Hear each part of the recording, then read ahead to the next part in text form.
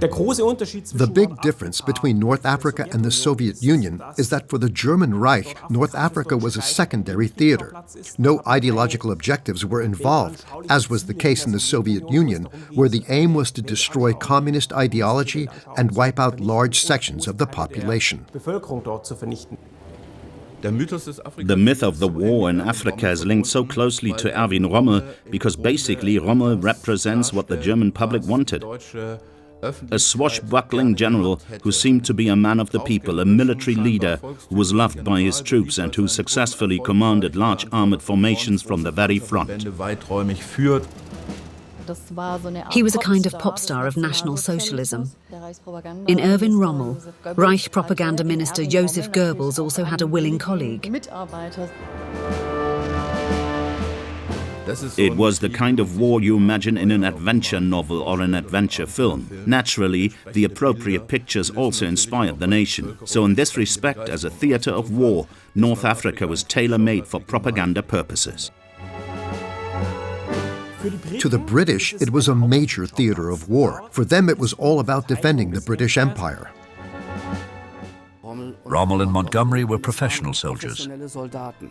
Montgomery was the analytical type, while Rommel took a more aggressive approach to warfare. Casablanca made it quite clear that for Allied leaders, the only acceptable end to the war would be Germany's unconditional surrender. This was a crystal clear signal to Berlin.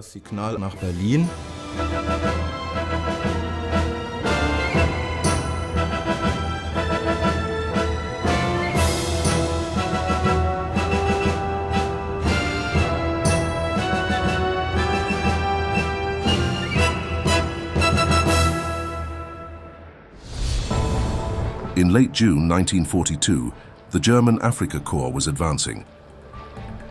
Following the fall of Tobruk, the aim was to crush the British 8th Army, which had dug in near the small Egyptian town of El Alamein on the Mediterranean coast.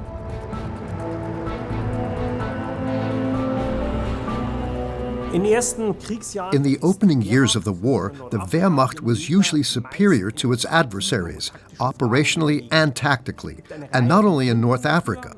There are a number of reasons for this. First, the combined arms approach. This involved all the individual elements, tanks, artillery, infantry, sappers, and so on, interacting on the battlefield in the right mix, so to speak, but with each pulling its own strings so that its own strengths are brought to bear with maximum effect. The second point is the employment of mission-type tactics, whereby subordinates are given the objective and the means to achieve it, but without actually being shown the way.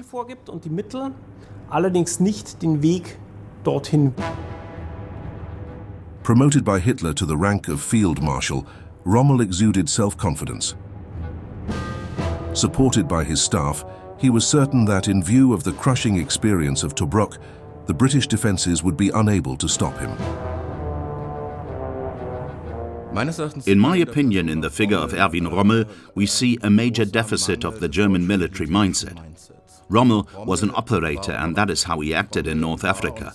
He was an old sweat who wanted to defeat his enemy. But it seems that he never gave a thought to what would happen afterwards.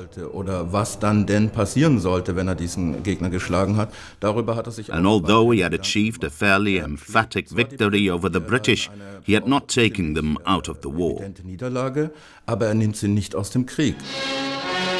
Marschall Rommel verhört gefangene englische Generale. Nazi propaganda footage showing Rommel questioning British generals who had been taken prisoner in June. In this way, Germans on the home front were given the impression that the war in North Africa was already won. On July 1st, 1942, the Battle of El Alamein began. A cine film showing the German advance and the first footage of the fighting was hurriedly produced. It could be bought by anyone in special shops in Germany and watched at home with the help of a projector. The film had no soundtrack. The British had mined the approach roads, which considerably slowed the German advance.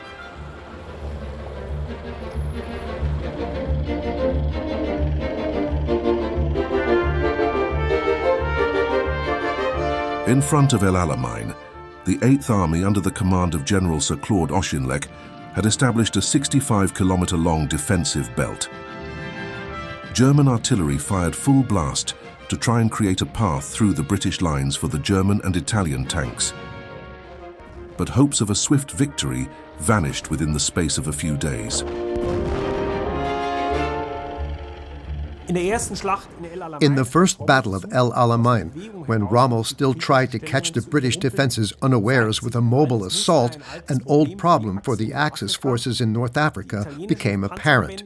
By now, Italian armored units were good enough to carry out attacks together with German units, but not alone. The German units were already relatively weak, and the Italians were not strong enough to break through the British lines on their own. Britischen Stellungen durchzubrechen. This cine film shows enemy soldiers who have surrendered to a superior attacking force.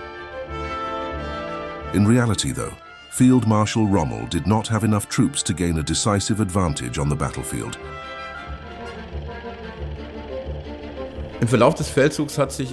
During the campaign, it became clear that this secondary theater of war could not be conducted on a secondary level, not even by the Germans. On the one hand, because Berlin needed to keep its Italian allies at all costs, and on the other hand, because the campaign had to be brought to a successful conclusion. It was generally realized that the German troops that had been deployed thus far would not be sufficient. And the situation was the same for Italy. Both dictators, Hitler and Mussolini, reinforced their units in North Africa to achieve a decisive operational breakthrough, which ultimately was to take place at El Alamein. That would decide the future of the campaign. This would either mean retreating because of a defeat, which actually happened, or advancing further, whereby the question would then have arisen as to the goal after El Alamein. To Rommel, advancing at considerable speed, Egypt, with the Nile Delta which gives it life, Cairo, British General Headquarters and Africa's principal city, Alexandria, Egypt's chief port and base of our Mediterranean fleet, and Suez, gateway to the Far East. All these must have seemed dazzlingly near. In einem Nachschublager unseres Afrika-Korps an der Südküste Griechenlands. Nazi propaganda spread confidence. Hier wohnen Berliner Jungen. Verpflegung für den Flug nach Afrika.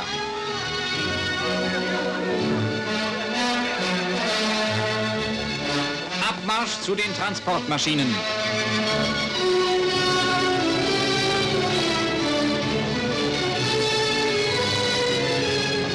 Jeder Soldat bekommt eine Schwimmweste.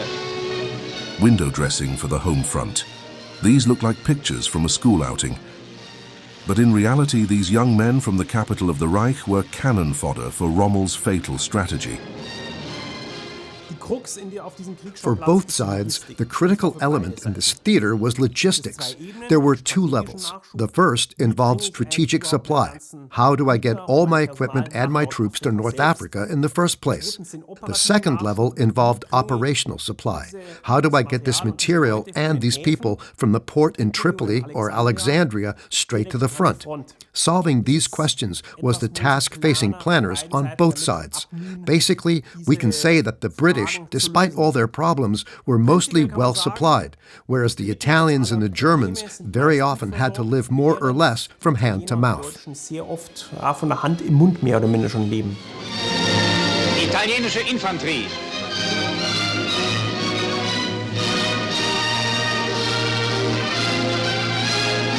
Die gelandeten Verbände werden zur El Alamein Front in Marsch gesetzt. Hier wird jetzt Deutsch gesprochen. Although the route was short, the Germans and Italians had to bring in their supplies across the Mediterranean.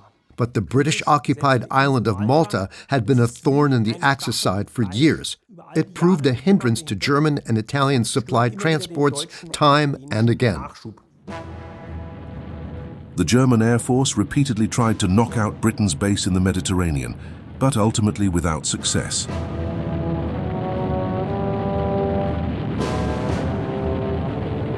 Hitler decided against Operation Hercules, an invasion of the island which had already been planned down to the last detail. The supplies so urgently needed by the Afrika Korps faltered. One major problem in North Africa was, of course, the provision of foodstuffs, but above all, providing a supply of water and, considering the distances involved, providing fuel. Neither the Germans nor the Italians achieved this on a permanent basis, whereas the British handled the problem better and better. In the meantime, the international press had sparked off a true Rommel frenzy. Now no one dared criticize the popular army commander. There were some who begrudged Rommel. No one can make field marshal that fast, they said.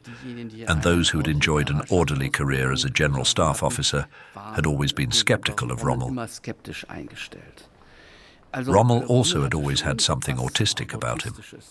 I'd say he had been through a learning process, one that took place in small steps. Otherwise, he would never have got as far as El Alamein had he been a marshal forwards type who never communicated.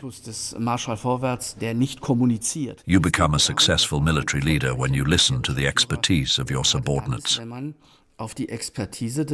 This is something Rommel did more and more in 1942 than he had in 1941.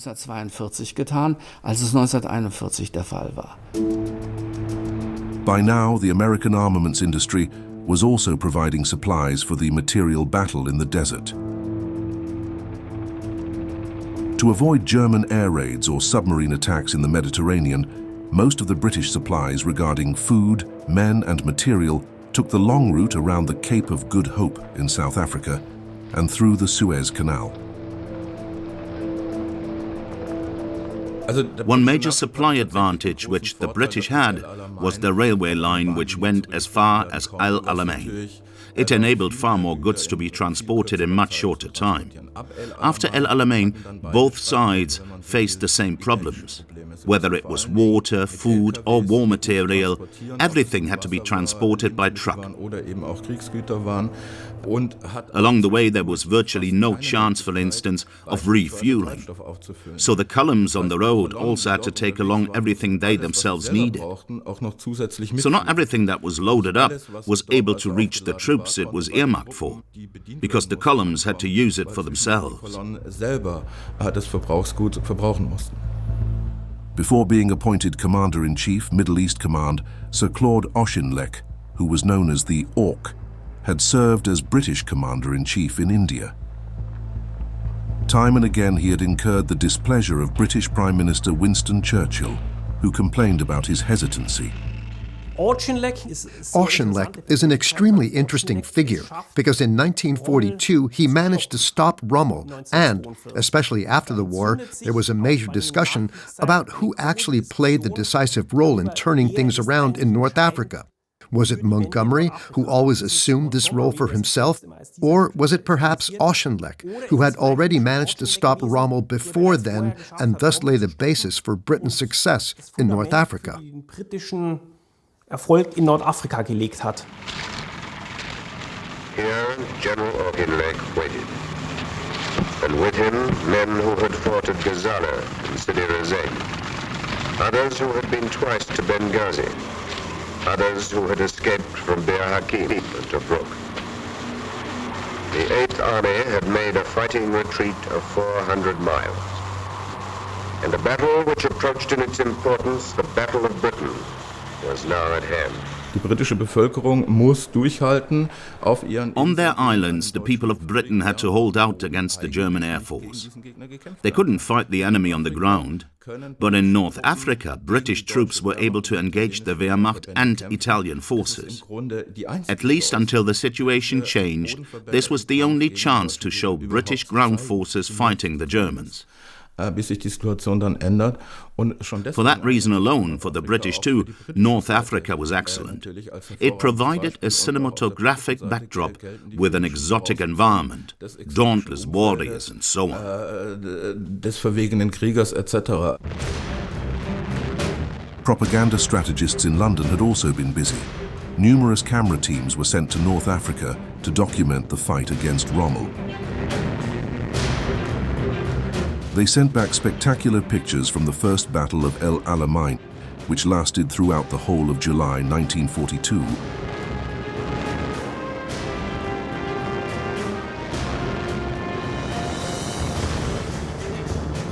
General Auchinleck concentrated the British artillery with considerable effect, and then attacked time and again with mobile units. In this way, he prevented Rommel from achieving a decisive breakthrough, caused the Axis forces serious losses, and saved the Eighth Army from disaster. On August 23, 1942, British Prime Minister Winston Churchill visited North Africa. His hallmark, the V for victory sign, hid the concerns that were troubling him. Churchill still regarded Rommel and his armies as highly dangerous. He also doubted Auchinleck's ability to finally go on the attack. Consequently, a few days before, he had unceremoniously replaced Auchinleck with General Harold Alexander. The new commander-in-chief of the Eighth Army was an old warhorse, Bernard L. Montgomery. The arrival of Montgomery breathed fresh life into the Eighth Army, even though Auchinleck had certainly laid the foundations. What was decisive was that his men saw Montgomery as a charismatic leader, not necessarily as a popular leader, but as an extremely charismatic one who looked after his troops. Montgomery also stood for something new in this theater of war. He was against the old structures. In fact, he said, we have to break up all these encrusted structures. He fired generals one after another and replaced them with new ones. I wouldn't say that Montgomery was a naturally defensive military leader. He was someone who planned his operations with great precision. Montgomery was also generally regarded as cool and arrogant. At the very least, extremely self-confident. Seen in retrospect, his appointment was correct, because he was the right man in the right place at the right time. Meanwhile, a German camera team was filming Wehrmacht troops enjoying a dip in the sacred fountain at the Egyptian oasis of Ceuta. But ever since the days of the pharaohs, the local inhabitants had regarded such activity as sacrilegious and an evil omen. Marschall Rommel trifft in Shiva ein.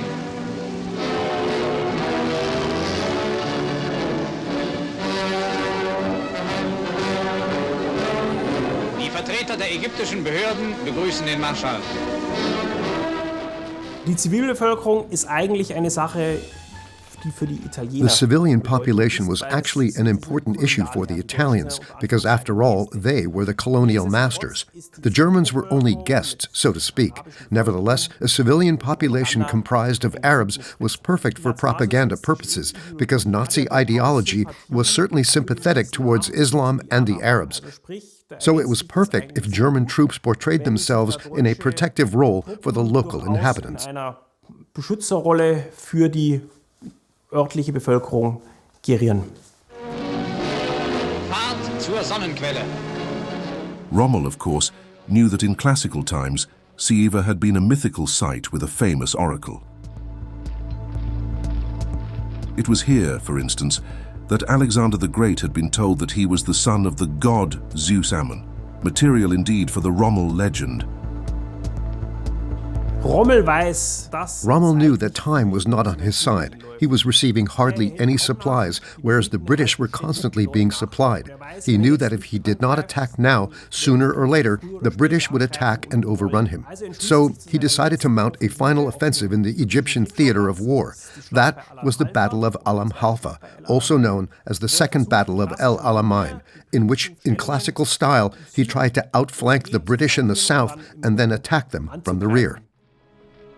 Rommel actually wanted to wait and lure the British out of their positions. General Forwards had become a cautious and increasingly pessimistic commander. Nevertheless, he yielded to pressure and on September 1st, 1942, launched a major offensive against the Eighth Army. But thanks to British radio intelligence, Montgomery knew Rommel's plans and organized his tank units in such a way that they were able to repel the attack and inflict serious losses on the Afrika Korps.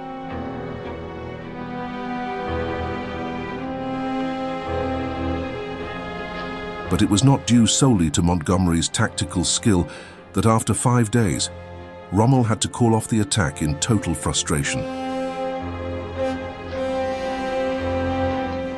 Supplies from the United States at least included quality armor in the Grant and, in particular, the Sherman tank. They became the dominant weapons in the African theater. What was also decisive was the fact that in August 1942, the British also gained supremacy in the air, because you can only operate freely with your armored ground forces if you also have control of the air. And that was a major turning point in the war in North Africa. Ultimately, after losing the Battle of Alamein, Rommel was physically and mentally exhausted. He had to return to Germany to recuperate. Marschall Rommel meldet sich beim Führer und empfängt aus seiner Hand den Marschallstab. In Berlin, Rommel was at least able to put on a good face with Hitler. Hitler, of course, basked in the success of a national hero. As he hands over the Field Marshal's baton, you can see quite clearly that a personal relationship exists between the two. In a certain way, the scene has a slight intimacy.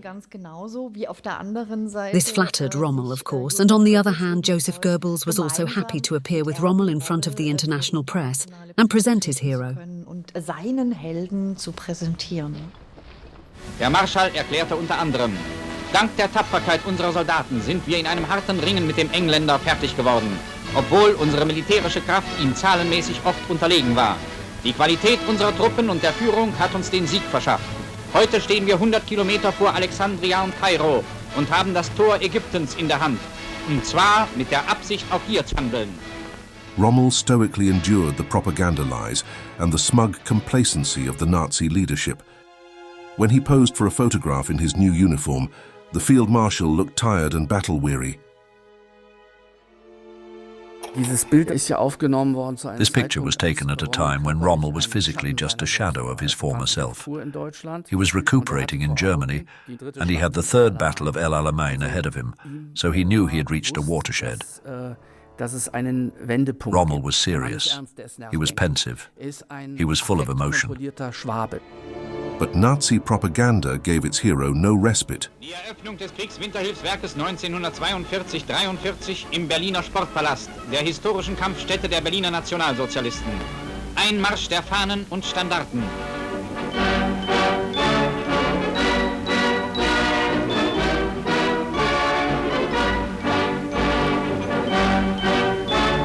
Reichsminister Dr. Goebbels betritt mit Marschall Rommel den Sportpalast. After the war, an observer wrote, "It is not a time I like to remember because so much blood was shed unnecessarily. Through propaganda, first from Goebbels and then from Montgomery, his person has come to symbolize the finest military tradition." Rommel is the prototype of the tenacious German who makes a career in the military. So a lot of people identified with him. He had a field marshal's baton in his kit bag. He was a winner. And this made him valuable to the propaganda machine. The question now is, how far does this propaganda reflect his true core and far does it distort him? And that is exactly what happened in the second half of 1942. If we look at his state of health, through his asceticism, his perseverance, and the high demands he made on himself, Rommel was in a bad way.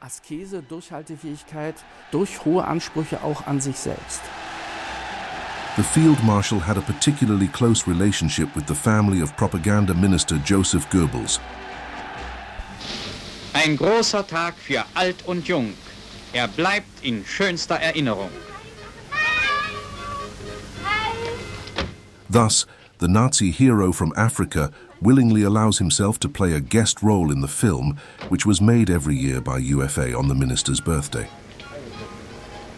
Since Goebbels rarely saw his 6 children, watched by their mother, they portrayed their daily routine.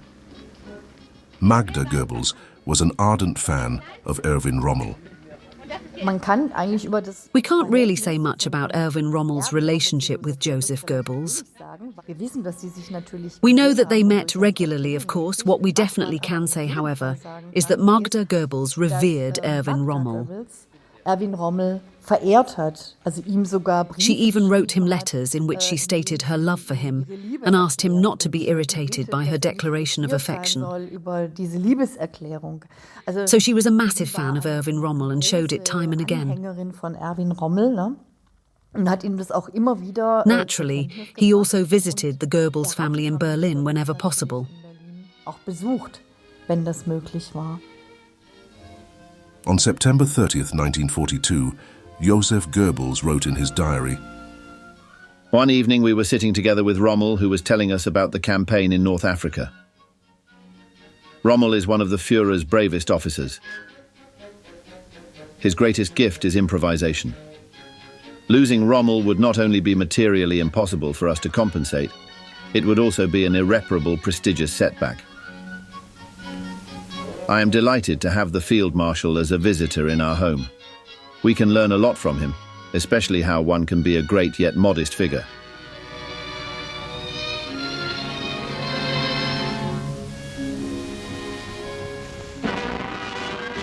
British troops were preparing for the next major battle against the Axis forces. The soldiers' parents, wives and children were to be shown that any setbacks would not be due to a lack of fitness.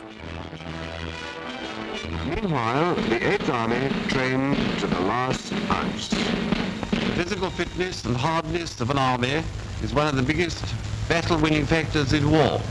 When two first-class fighters meet, he who sticks it longest wins in the end. This has been proved time and time again, and applies to all ranks, from general officers to private soldiers. And this includes all branches of the army, whatever their job and wherever they be. Fighting fit and fit to fight. Joseph Goebbels noted confidently in his diary that Rommel certainly doesn't underestimate the enemy. He knows its quality precisely, but he also knows exactly what he can demand from himself and his troops. Even though people complained about him, so to speak, Rommel had charisma. His authority was undisputed, and this authority was due to the fact that, considering the various military leadership philosophies, he led from the front. Naturally, in an exposed position, exposed for newsreel cameras, but not for the enemy, of course. Monty was less inclined to do that, but he too was always on the spot. So for Churchill, Montgomery was an interesting type of leader, someone who could turn things round by using factors like technology and mechanized warfare. Reducing a war just to commanders was not enough. in London, Prime Minister Churchill became more and more impatient, but he let General Alexander convince him that Montgomery needed time to organize his new troops and get the American tanks ready for action. The 8th Army now had over 1,000 tanks at its disposal for Operation Lightfoot. On October 23, 1942, the Third Battle of El Alamein began. Montgomery plant diese Schlacht minutiös. Montgomery had planned this battle, had planned his offensive in great detail. He wanted to keep the risk as low as possible and waited until he had a superiority of at least 2-to-1 in every area: tanks, artillery, troops, and aircraft. Only then, in late October, did he launch Operation Lightfoot, which started the Third Battle of El Alamein. It began with an unbelievable artillery barrage, which shook the entire German and Italian defensive lines. And in contrast to many previous battles in North Africa, in the Third Battle of El Alamein, it was not about somehow outflanking the Germans. Montgomery simply wanted to break through the German and Italian lines with an iron fist. Einfach durch die deutschen und italienischen Linien durchbrechen. After a hard day's fighting, the 8th Army had made a salient in the north 6 miles wide and to a depth 4 miles beyond the first enemy minefields. Next day, attacks were made in the center and south. The attacks that Rommel had been expecting and which he thought were the real thing, but they were merely diversions.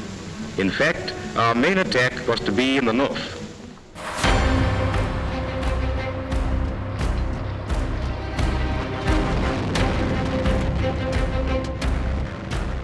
Some of the scenes in Desert Victory, now it seems, were restaged later, but numerous camera teams were directly involved in the battle area to document the fighting at first hand.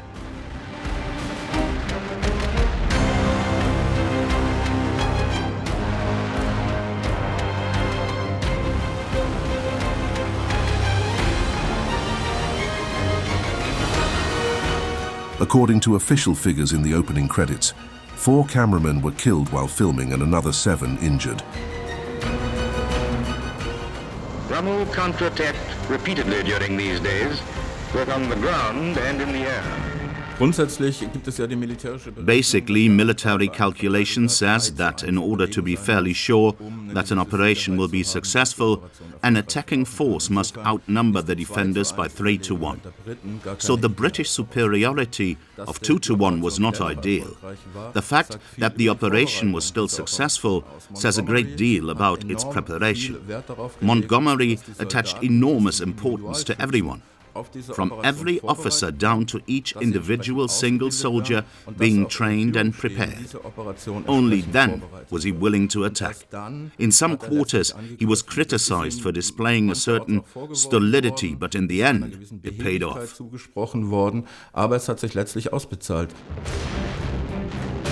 Rommel rushed back from Germany.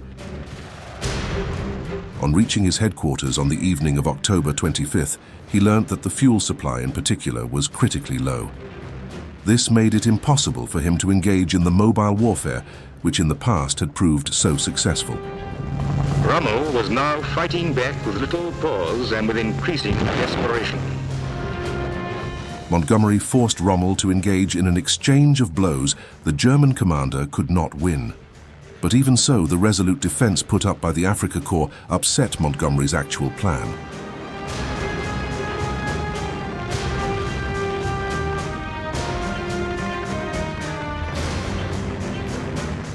A battle of attrition lasting several days took place with heavy losses on both sides. At the time of the Battle of El Alamein, the German Afrika Korps was under the command of General Wilhelm Ritter von Thoma. He was an experienced commander who had seen action in the Soviet Union and had already spent quite some time in North Africa. He was regarded as a critic of the regime. Von Thoma was highly intelligent and was an experienced tank commander. After the battle, he too said that it had exceeded all his expectations. In an interview in 1945 with the Times newspaper, General Hans Kramer remembered the battles in the desert. El Alamein was lost before the battle began. We lacked fuel. Large supplies of fuel and material lay all over Italy, and we assumed that the Italians would bring them over. But they couldn't manage it. Rommel knew even beforehand that the campaign in Africa was hopeless. Not because we lacked arms and reserves, but because we didn't have any fuel.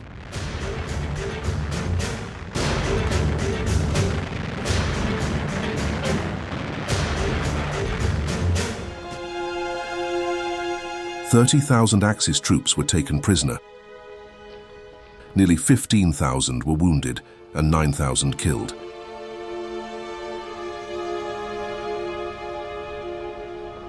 Montgomery also suffered heavy losses, with 4,800 men killed and nearly 9,000 wounded.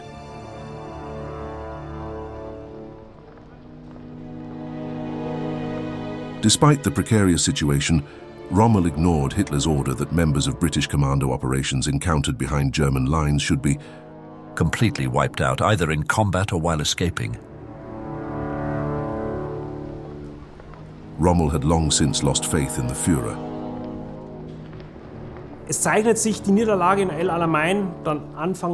Early in November, defeat was clearly looming at El Alamein. That was the situation when Rommel received an order directly from Hitler. Your only option now, it said, is to lead your troops to victory or to die on the battlefield. Victory or death, in other words. Rommel was shocked when he received the order, but at first he intended to obey it. However, when he discussed the situation at El Alamein with General Thoma, Thoma said, "Impossible. We must retreat. The order is madness. We must pull back." At first, Rommel agreed to only a local withdrawal, but a day later, he decided to ignore Hitler's order completely and pull his men out. He thus prevented his army from being annihilated.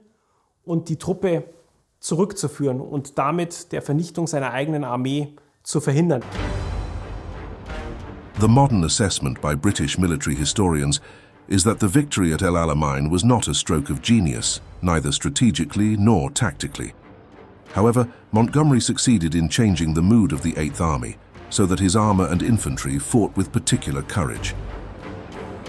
And that, in particular, is why he became a legend and why in 1944, Winston Churchill promoted Montgomery to the rank of Field Marshal. His rival, who at times was on a par with Montgomery, was plagued by other problems. In this case, Rommel's own men were more important to him than obedience to Hitler. Consequently, he managed to withdraw a large proportion of the German and Italian tank army. However, large numbers of Italian units were taken prisoner. They were poorly motorized and could not pull back fast enough. In particular, Italian forces located in the far south of the battlefield were virtually all captured. Nevertheless, Rommel managed to get more than 100,000 German and Italian troops heading back to Libya. But he had to leave without one of his most important advisors. At El Alamein, Ritter von Thoma was captured and taken to Montgomery, the commander-in-chief of the British Eighth Army. In his diary, von Thoma noted that he had always been treated well by the British and had never felt any hatred towards him. Pursuit was remorseless. Every enemy column on the coast road or in the desert, sometimes jammed head to tail, was bombed, blasted and machine gunned. They tasted what they'd administered in France, Holland. The British Royal Air Force played a major role in the victory at El Alamein through its merciless bombing of Rommel's armor.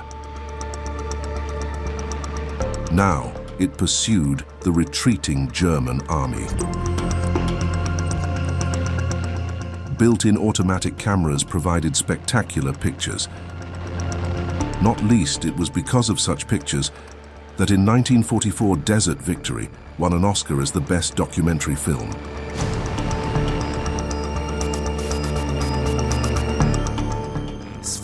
There followed many weeks in which the British repeatedly tried to overtake Rommel from the south and cut off his retreat. But Rommel kept managing to withdraw in good time into pre-built defensive positions. What is interesting is that the British were actually well informed about the intentions of the Germans and Italians through Ultra, the Allied intelligence project that tapped the very highest level of encrypted communications of the Axis armed forces. The problem for the Allies, however, was that Rommel often reported something upstairs and then went and did something completely different, thus confusing the enemy once again. In this way, he managed to pull his army further and further back. In Desert Victory, however, the pursuit is stylized into one long success story. No mention is made of Rommel's tactical tricks.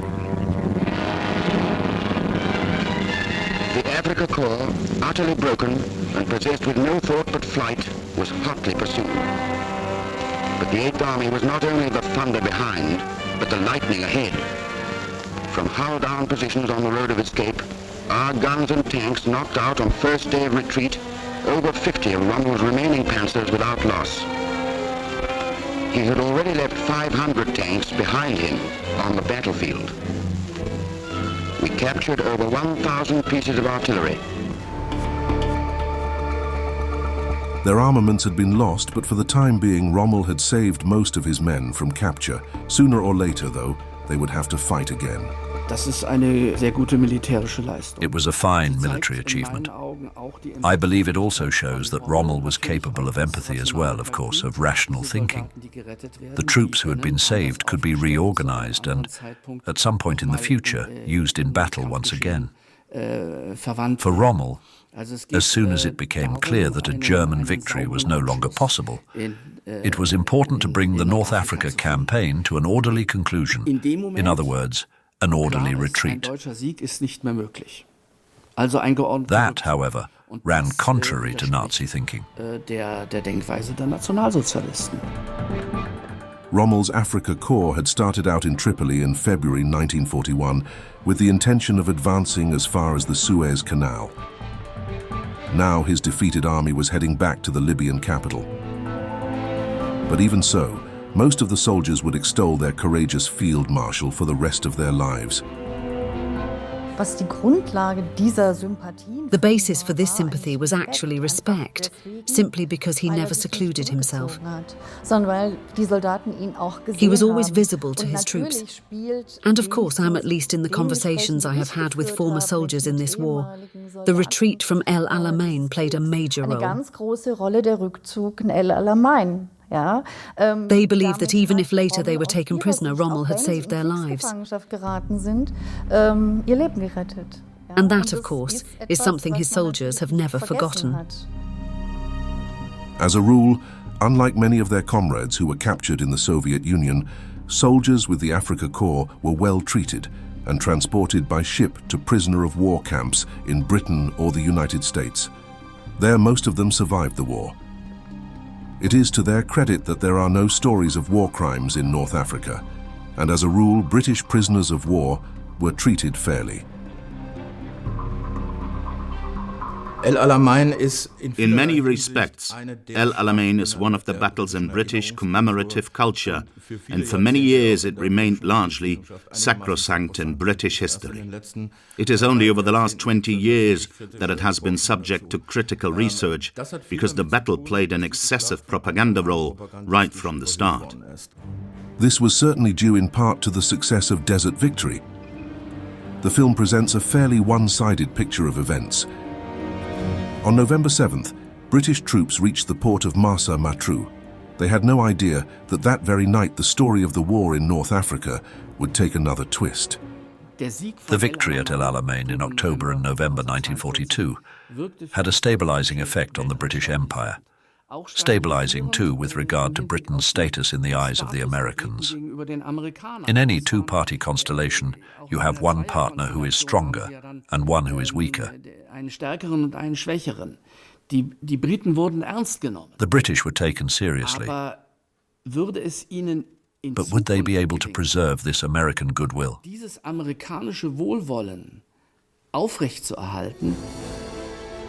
On the evening of November 7th, 1942, off the coasts of Morocco and Algeria, more than 100,000 American and British troops were ready to launch one of the biggest amphibious landing operations in history.